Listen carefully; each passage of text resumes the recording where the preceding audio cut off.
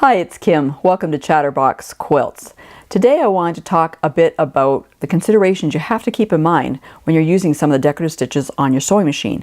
Now I'm working with a Janome Horizon Memory Craft 9400 QCP, and it has lots of really cool decorative stitches on it.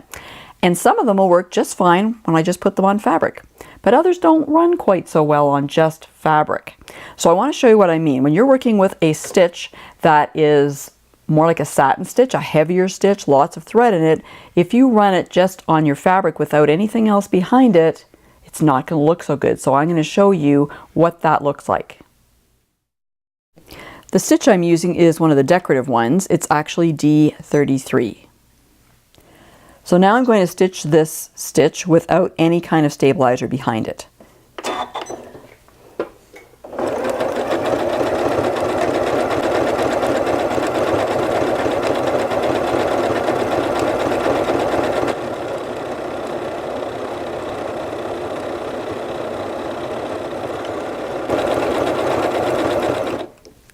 So you can see, I've run about 3 repetitions of this pattern just so it would give you the effect that I'm looking for. You can see in here, there's actually like a pleat in there. You can see how it's all rippled on the side as well. So what's happening is those stitches are heavier than the fabric has the ability to support. So it's actually pulling the fabric in. The stitches are so heavy and dense that they're just pulling this fabric in. They're tunneling it. We call tunneling it.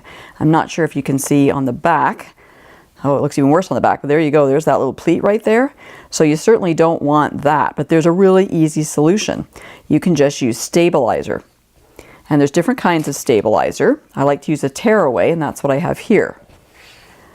So you just put the stabilizer behind, and then you can run the stitch on that. So I'm going to just run probably maybe 1 or 2 of these iterations of the stitch, and we can see what that looks like.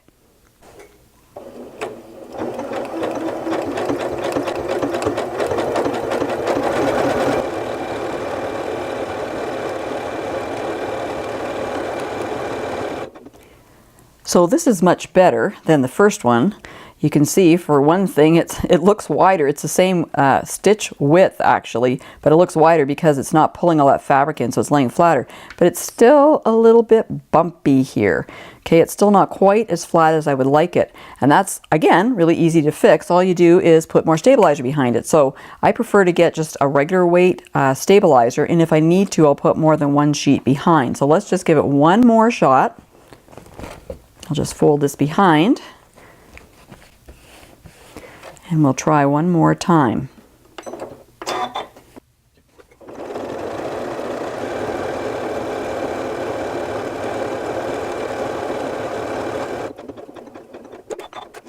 So now this time it looks even better to me. It's nice and flat. There's no bubblies like there is there. It's very flat on the fabric, and that's what you really want to see. So sometimes you have to have more stabilizer behind than even just 1 layer. You can see the huge difference between these really. Look at the first one and the third one. There's a big difference, but even between the second and third there looks like there's quite a bit of a difference as well. This is much flatter.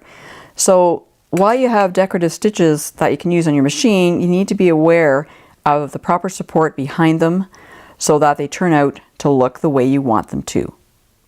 So if you want the decorative stitches on your sewing machine to turn out the way they really should look, be aware that you may sometimes have to put stabilizer behind them, and you may have to put even more than 1 layer of stabilizer behind them.